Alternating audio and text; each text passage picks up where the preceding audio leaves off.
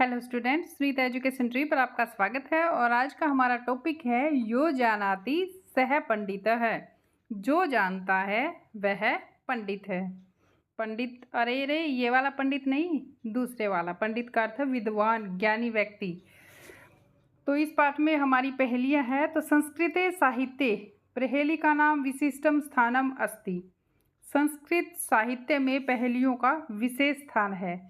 प्रहेलिका आबाल वृद्धम, पहेलियाँ जो है वो बच्चों से लेकर बड़ों तक मानसिकम उल्लासम जनयंती, मानसिक यानी कि मन की प्रसन्नता प्रदान करती है। बुद्धेः, बुद्धि की, तार्किक शक्तिम वर्धयन्ति, तार्किक शक्ति को बढ़ाती हैं। चिंतन अक्षमताम विकासयन्ति, और सोचने की जो शक्ति है उसका विकास करती है। पूर्वजानाम कवीनाम बुद्धिमत्ताम कल्पना शक्तिम च दर्शयन्ति, पूर्वजों, कवियों और बुद्धिमानों की कल्पना शक्ति को दिखाती है। तो ये पहेलियाँ होती है जो इतना बढ़िया ज्ञान देती है, हमें समझ देती है, खुश रखती है। तो चलिए हम स्टार्ट करते हैं। फर्स्ट श्लोक में हमारी पहेलियाँ है। भोजनान्ते च किम पेयम, एक, भोजन के बाद क्या पीना चाहिए। अंत में जयन्ते कश्य वै सुतः, जयंत किसका पुत्र है। कथम विष्णु पदम प्रोक्तम, विष्णु पद जो है वो कैसा कहा गया है। और लास्ट में ये जो है ये हमारे पहेलियों के उत्तर है। तक्रम यानी कि छाछ, लस्सी, सकृष्य इंद्र, और दुर्लभम कठिन। तो विवरण में देखिए, भोजनस्य अन्ते किम पानीयम, तो सबसे पहले आएगा तक्रम यानी कि छाछ। भोजन के अंत में क्या पीना चाहिए, छाछ पीनी चाहिए। सेकंड था हमारा जयंत है कश्य पुत्र है, जयंत किसका पुत्र है, इंद्र का। सकृष्य मतलब इंद्र, समानार्थक शब्द है ये भी ध्यान रखना आप। सकृष्य का अर्थ है इंद्र और इंद्र का अर्थ है सकृष्य।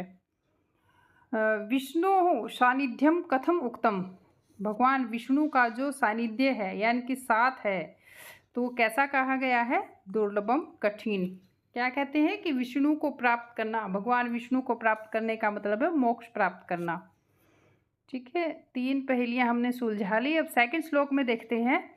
न तस्य आदिन तस्य अंतो, भाई न है जिसके आदि में और अंत में, मध्य यह तस्य तिष्ठति, और बीच में यह विराजमान है। यानी कि शब्द जो हमारा पहली का आंसर है वो कैसा है कि जिसके स्टार्टिंग में न है, अंत में न है और बीच में यह है। तो आप यस्ति मम आप यस्ति यदि जानासी तद्वद, कि भाई ये आपके पास भी है और मेरे पास भी है। यानी कि जो चीज़ इस पहेली में, ये एक ही पहेली है सारी, तो इसके उत्तर जो भी आएगा तो वो क्या कह रहा है इसमें विवरण में देखिए कि आदि में न है, अंत में भी न है और मध्य में यह रहता है, और ये आपके पास भी है मेरे पास भी है। जो जानता है, यदि जानते हो तो बताओ। तो देखिए हम लिखेंगे न आदि में, न अंत में, और बीच में क्या, यह। तो क्या बन गया ये, नयन, आंखें। यही इस पहेली का उत्तर है। नेक्स्ट देखते हैं हम। वृक्षस्य अग्रे फलम दृष्टम, वृक्ष के आगे फल है, यानी कि वृक्ष के आगे भाग में फल लगता है। फला अग्रे वृक्ष एवच, और फल के आगे फिर वृक्ष की भांति पत्ते दिखाई देते हैं। एकार आदि सकारांतम यो जानाति सह पंडितम। अब कहता है कि ये भी सारी एक ही पहेली है। कहता है कि वृक्ष के आगे फल दिखाई देता है और फल के आगे फिर वृक्ष की तरह पत्ते दिखाई देते हैं। और एकार आदि में क्या है, इसके स्टार्टिंग में ए है, अकारादिमम स आकारांतम, और लास्ट में स है। अब कहते हैं कि बताओ भाई ऐसा फल बताओ बच्चों जिसके स्टार्टिंग में ए है, लास्ट में स है, और कैसा है वो वृक्ष, जिसके बाद भी हमें वृक्ष जैसा ही लगता हो, पत्ते लगे हुए उस फल के। सोचो, आया कुछ समझ में। तो ये है अनानास यानी कि पाइनएप्पल। ऐसा ही होता है ना पाइनएप्पल, देखो मज़ेदार पहेलियाँ है ना। चलिए नेक्स्ट पहेली करते हैं हम। किम इच्छति नरः काश्याम, काशी में मनुष्य क्या इच्छा करता है। किम इच्छति, क्या इच्छा होती है मनुष्य की काशी में जाकर। भूपानाम को रणे हितम, और राजाओं की रण में यानी कि युद्ध भूमि में क्या इच्छा होती है। अब यहाँ पे कई सारी उत्तर देने पड़ेंगे हमें। को वंद्य सर्वदेवा नाम, सभी देवताओं में वंदनीय यानी कि पूजा के योग्य जो है, जिसको सभी देवता अधिक मानते हैं, वह देवता कौन सा है।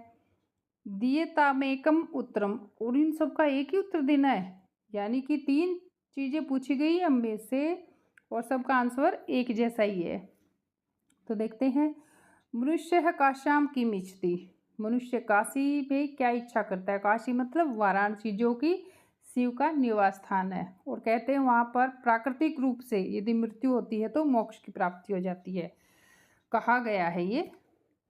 तो यहाँ पर मनुष्य फिर काशी में क्या इच्छा करता है, मृत्यु की। और युद्धे महाराजा नाम कै हितम, युद्ध में महाराजा जो है उसका हित किस में है, क्या चाहिए उनको। युद्ध में जय यानी कि विजय चाहिए। और सबसे वंदनीय देवता कौन से हैं, शिव महादेव। तो हमें ऐसा नाम ढूंढना है जो सारी जगह सेट बैठे। तो कौन सा बनेगा ये, मृत्युंजय। ठीक है, एक ही उत्तर हुआ ना सबका, मृत्युंजय। मृत्युंजय और देवता हुए मृत्युंजय। चलिए नेक्स्ट करते हैं हम अपनी पहेली। कुलालस्य गृहे हय अर्धम तदर्थम हस्तिनापुरे द्वयम मिलित्वा लंकायाम जो यो जानाति स पंडित है।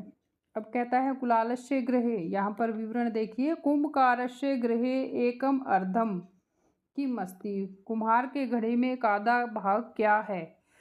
तो भैया कुम्हार जो है, कुंभकार, कुंभ होता है घड़ा, घड़ा बनाने वाले के घर में आधा हिस्सा क्या होगा, आधी जगह पे तो घड़े ही रखे होते हैं, कुंभ भी रखे होते हैं। या फिर ये भी कह सकते हैं कि उसकी संपत्ति का आधा भाग वो क्या होगा, वो भी तो कुंभ में ही इन्वेस्ट करता है। घड़े बनाने हैं तो घड़े में ही अपना पैसा लगाएगा। तो कुम्हार के घर का आधा भाग क्या हुआ, कुंभ हुआ, घड़े हुए। हस्तिनापुरे तस्य अप्रम अर्धम किम अस्ति, और हस्तिनापुर में, हस्तिनापुर हाथियों के नाम पे रखा गया है। और हाथी जो है उसके आधे भाग में क्या होता है, कान होते हैं ना उसके बड़े बड़े, कर्ण। और कहते हैं कि दोनों को मिलाकर जो पूर्ण रूप बना, तो क्या बना, कुंभकर्ण। ठीक है, और कहते हैं वो लंका में मिलता है। कुंभकर्ण कहाँ था, लंका में ही था ना। उत्तरम ये जानाति स पंडित है, जो उत्तर जानता है वो पंडित है। और ये देखिए लास्ट में पहेलियों के उत्तर भी दिए हुए हैं। स्टार्टिंग के नयनम, फिर अनानाशा है, मृत्युंजय है, कुंभकर्ण है। ओके, तो चलिए अब आगे चलते हैं हम। मज़ेदार पहेलियाँ थी काफ़ी। ठीक है, वयम शब्दानाम जानीमः है, शब्दों को जानिए। तो वही है हर चैप्टर की तरह, शब्द, अर्थ और हिंदी तीनों ही हमें लर्न करनी है। मातृभाषा में अर्थ लिखना है, तो यहाँ से जो भी आप प्रयोग करते हो वो शब्द यहाँ लिख सकते हो, घर में जो प्रयोग करते हो। अवधेयांश, तो यहाँ पर कुछ हमें और अच्छी बात, समझने योग्य अंश दिए हैं। अवधेयांश मतलब समझने योग्य अंश। पठन्तु पढ़ो, अवगच्छन्तु लिखन्तु च, समझो और लिखो। ये हमारी षष्ठी विभक्ति से रिलेटेड है सारी। तो इसमें है श्री रामस्य गुरु वशिष्ठ है, श्री राम के गुरु कौन थे, वशिष्ठ थे। और वशिष्ठ से शिष्य है राम है, और वशिष्ठ के शिष्य राम। तो ये एक ही बात है दोनों में। ठीक है, राम जी और वशिष्ठ जी। राम के गुरु वशिष्ठ, तो वशिष्ठ के शिष्य राम। कर्णस्य गुरु परशुराम है, और परशुरामस्य शिष्य कर्ण है। तो यानी कि वही सेम बात कही है कि कर्ण का गुरु परशुराम और परशुराम के शिष्य कर्ण। ठीक है, हमें ध्यान क्या रखना है, यहाँ पे लास्ट वर्ड देखिए विसर्ग के साथ है, सिंपल शब्द है। बीच में इधर फर्स्ट रो में गुरु है, सेकंड रो में शिष्य दिया हुआ है। और फर्स्ट वर्ड जो है हमारा श्री रामस्य, कर्णस्य, अर्जुनस्य, चंद्रगुप्तस्य, तो ये सारे क्या है, षष्ठी विभक्ति है। और जैसे ही ये पीछे वाले शब्द वशिष्ठ है ये स्टार्टिंग में आएंगे तो वो सिंपल हो जाएंगे, श्री राम है, और यहाँ षष्ठी विभक्ति लग जाएगी, वशिष्ठस्य, परशुरामस्य, द्रोणस्य। ठीक है, और आप इनको अच्छे से लर्न कर लेना क्योंकि ये एक्यूरेट है। हमें पता होना चाहिए कि पद्मपादस्य गुरु, पद्मपाद के गुरु शंकराचार्य थे और शंकराचार्य के शिष्य पद्मपाद, तो इसलिए आप सबको याद करने हैं। विवेकानंद से गुरु रामकृष्ण और रामकृष्ण से शिष्य विवेकानंद है। और ग्रंथ, ग्रंथकर्ता यानी कि ग्रंथ लिखने वाला, और ग्रंथ का नाम है। रामायण के रचयिता कौन थे? वाल्मीकि। और वाल्मीकि है काव्य रामायणम, वही दिया है कि वाल्मीकि का काव्य रामायण है। रामायण के रचयिता वाल्मीकि है। महाभारत के रचयिता व्यास है। कर्णभार के रचयिता भास हैं। संस्कृत के विद्वान हैं ये। रघुवंश के रचयिता, रचना करने वाले, लिखने वाले कालिदास। और पंचतंत्र के विष्णु शर्मा है। हितोपदेश के नारायण पंडित है। वही सेम बात इधर दी हुई है सामने वाले रो में। उसके बाद है पति पत्नी का संबंध दिया हुआ है। अरुंधत्या पति है वशिष्ठ है। अरुंधत्या का पति कौन है? वशिष्ठ। और वशिष्ठ की पत्नी अरुंधति, सेम ही बात है ना। सीता के पति श्री राम, राम की पत्नी सीता। उर्मिला के पति लक्ष्मण और लक्ष्मण की पत्नी उर्मिला। कुंती के पति पांडुराज यानी कि राजा पांडु और पांडुराज की पत्नी कुंती। रुक्मणी के पति श्री कृष्ण और कृष्ण की पत्नी रुक्मिणी। सुभद्रा के पति अर्जुन और अर्जुन की पत्नी सुभद्रा। उसके बाद हमारे कुछ अभ्यास के क्वेश्चन आंसर हैं, वही जो हमने पहेलियों में किए हैं कि भोजनांते पातुम योग्य किम, भोजन के अंत में पीने योग्य क्या है? तो क्या होता है? तक्रम। ठीक है। सर्व देवानाम वंदनीय कह, सभी देवताओं में वंदनीय कौन है? महादेव। शिव भी लिख सकते हैं आप, शिव है, या मृत्युंजय भी लिख सकते हैं। जयंत है, कश्य, सुत है, तो ये आएगा शक्रस्य या इंद्र है।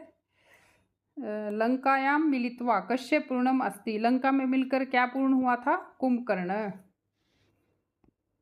ये एक शब्द में थे, अब है पूर्ण वाक्य में उत्तर लिखने हैं हमें। विष्णु पदम कथम प्रोक्तम, विष्णु पद को कैसा कहा गया है? विष्णु पदम दुर्लभ प्रोक्तम। कश्य आदि है, अंत है, च न अस्ति, किसका आदि और अंत नहीं है? न है। हमारी पहेलियों में हमें ध्यान देना होगा कि जिसके आदि और अंत में क्या है? न है। तो क्या था हमारी पहेलियों में? नयन। इति पदस्य आदि अंतः च नास्ति, कश्य की जगह सिर्फ लिखा जाएगा, बाकी सेम आएगा। नरः काश्याम किम इच्छति, मनुष्य काशी में क्या इच्छा करता है? तो हम लिखेंगे नर काश्याम मृत्युंजयम इच्छति, मृत्यु की इच्छा करता है। कुलालस्य गृहे अर्धे किम अस्ति, कुम्हार के घर में आधा भाग क्या होता है? कुलालस्य गृहे अर्धम कुंभः अस्ति। तो मैंने ये अंडरलाइन किए हैं, तो सिर्फ हम इनको ही चेंज करेंगे, बाकी सेम ही आएगा। ठीक है, यहाँ इनकी जगह शब्द लिख देंगे। उसके बाद है पठंतु, पढ़ने हैं, समझने हैं और याद करने हैं। ये तो बच्चों आपको याद करने होंगे, सिंपल ही है। लिंग है, शब्द है, षष्ठी विभक्ति के रूप है, जो हमने अभी पीछे किए ना षष्ठी विभक्ति में। तो अकारांत, अकारांत होता है कि लास्ट में ए आएगा। छात्र है, विद्यालय है, श्रुत है, राम है, ये आकारांत है। आ, सीता, कथा, प्रिया। ठीक है, और सारों की ही हमें षष्ठी विभक्ति का एक वचन, द्विवचन और बहुवचन बताना है। तो अकारांत में छात्रस्य, छात्रयोः, छात्राणाम सेम ही रहेगा पुल्लिंग में, और स्त्रीलिंग में थोड़ा सा अलग रहेगा। और पुल्लिंग और नपुंसक लिंग, ये आप ध्यान रखना कि पुल्लिंग और ये नपुंसक लिंग है, ये पुल्लिंग और नपुंसक लिंग एक जैसे होते हैं, हल्का सा डिफरेंस कहीं आ सकता है, नहीं सेम ही रहेंगे ये। फिर ये है ईकारांत, ईकारांत का मतलब लास्ट में ई आना, नदी, देवी। ठीक है, नद्या, नद्योः, नदी नाम। और ये हमारे पुल्लिंग की तरह ही चलेंगे, आपको लर्न करने होंगे। सर्वपदानी, सर्वनाम शब्द है ये। अहम, अस्मद, युष्मद तो हम पहले कर चुके हैं पाठों में, तत् भी आ चुका है हमारे। तो ये लाइन जो है हमारी ये सिर्फ षष्ठी विभक्ति की है, एकवचन द्विवचन बहुवचन की, ठीक है, सबकी।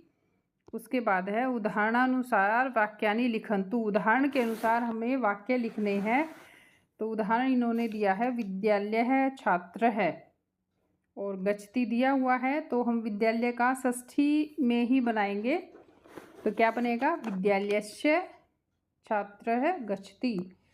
द्विचक्रिका चक्रम, तो इसका षष्ठी में क्या बनेगा, द्विचक्रिकायाः चक्रम भ्रमति। और वृक्षः का वृक्षस्य फलं खादति।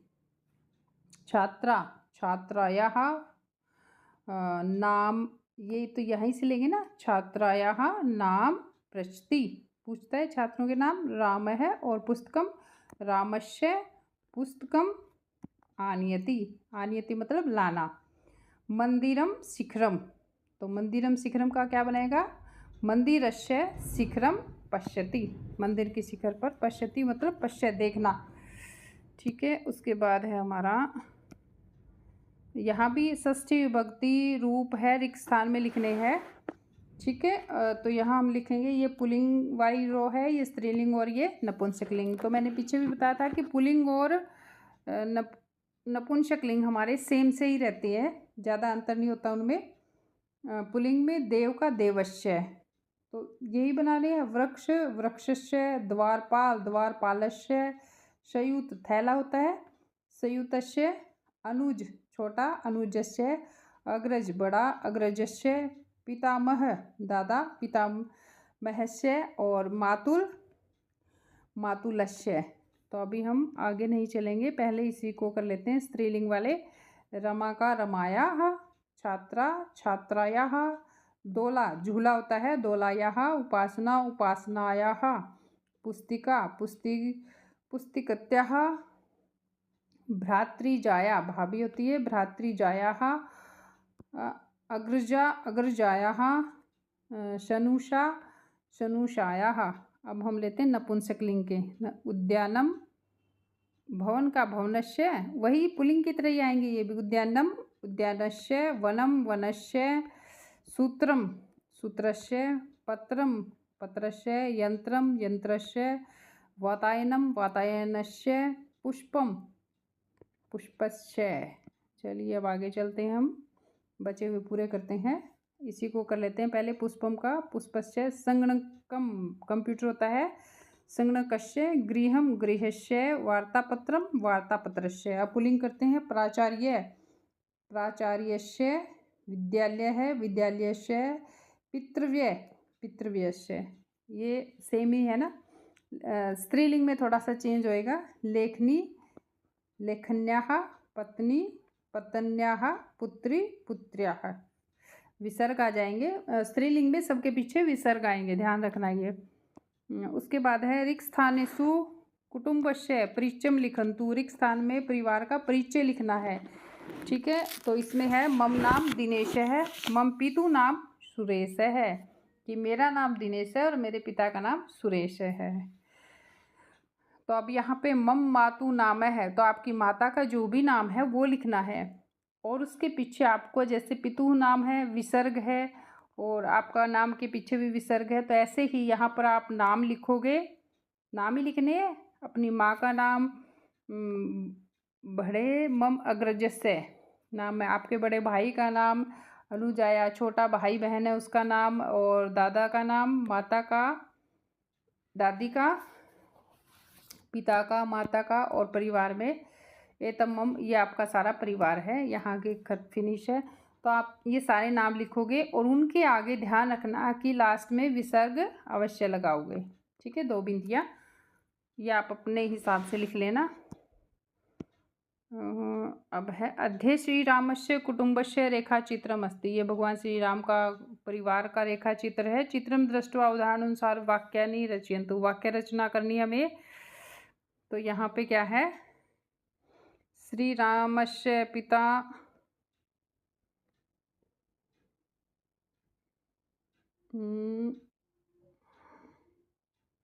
ठीक है, अब दिखाई दे रहा है ना सारा। ये राम जी है, ये सीता जी है, तो अब देखिए, राम जी के पिता दशरथ, तो दशरथ सीता के क्या लगे? ससुर, ठीक है। और राम सीता के जो पिता है जनक जी, वो ससुर किसके लगे? राम जी के। तो ये दोनों तरफ से वही रहेगा। तो ये राम जी के पिता हैं, ये उनकी माता है, ये सीता माता के पिता हैं, ये सीता की मैया है, माँ है, और ये लक्ष्मण राम के भाई हैं, ये लव इनके पुत्र हैं राम सीता के। तो उसी अनुसार हमें सिंपल वाक्य बनेंगे। तो क्या बनेगा? राम का ये ध्यान रखना कि स्टार्टिंग में जो नाम लिखोगे, जैसे रामस्य पिता दशरथ है, तो स्टार्टिंग का जो भी शब्द लिखोगे तो वो षष्ठी विभक्ति में आएगा। रामस्य है, ठीक है, और सीता का स्त्रीलिंग है तो सीतायाः। तो रामस्य पिता दशरथ है, रामस्य ससुर है जनकः, और रामस्य है सवश्रु यानी कि सास सुनैना, रामस्य पुत्र है लव, ठीक है। इसी तरह सीताया, यहाँ पे सीतायाः सवश्रु कौशल्या, सास कौन है इनकी? कौशल्या, और माता सीतायाः लगाएंगे, आगे जो भी दिए हुए ना, माता सुनैना, पुत्र है लव है, यहाँ से सेम ही उठाएंगे, सिर्फ सीता की जगह सीता या लगा के विसर्ग लगा देंगे और राम में रामस्य लिख देंगे, ठीक है। बाकी यहीं से उठाएंगे सारा। फिर भी कोई डाउट आता है तो आप मुझसे पूछ सकते हो कमेंट बॉक्स में लिख कर के। मुझे लगता है हो जाएगा सारा आराम से, कोई दिक्कत नहीं आएगी।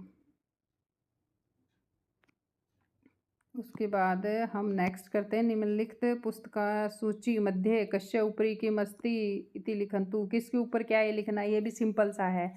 लीलावत्या उपरि पंचतंत्रम अस्ति, भगवत गीता उपरि लीलावती अस्ति। तो ये इसमें बताना है कि किसके ऊपर किसका नाम लिखा हुआ है, ठीक है।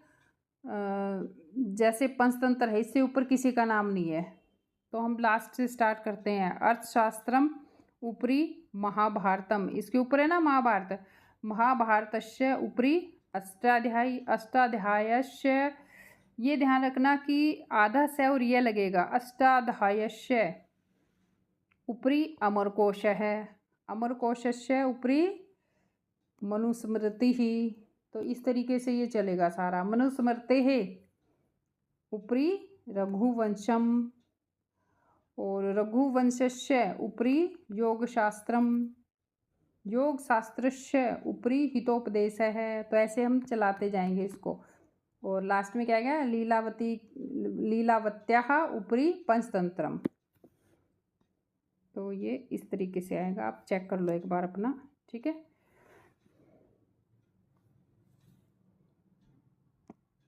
ईजिली है, बहुत इजी से आप कर पाओगे इसको। योग्यता विस्तार है तो ये आप पढ़ लेना, खेल, ये कुछ खास नहीं है इसमें। तो ये हमारी उंगलियों के बारे में बताया गया है कि अंगूठा अंगुष्ठ बोलते हैं, उसके बाद जो उंगली है हमारी उसके साथ वाली उसे तर्जनी, फिर उसके आगे जो उंगली है उसे मध्यमा, फिर जिसमें अंगूठी डालते हैं ना अनामिका बोलते हैं, और सबसे छोटी कनिष्ठिका।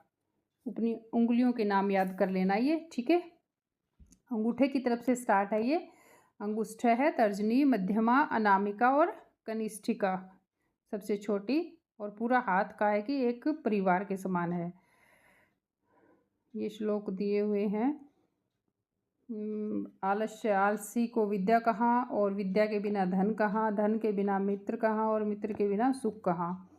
हाथ का आभूषण दान देना है, और गले का आभूषण सत्य बोलना है, कान का आभूषण शास्त्र आदि को सुनना है, और बिना आभूषणों के यानी कि ये सब नहीं है तो अन्य आभूषणों का कोई लाभ नहीं है,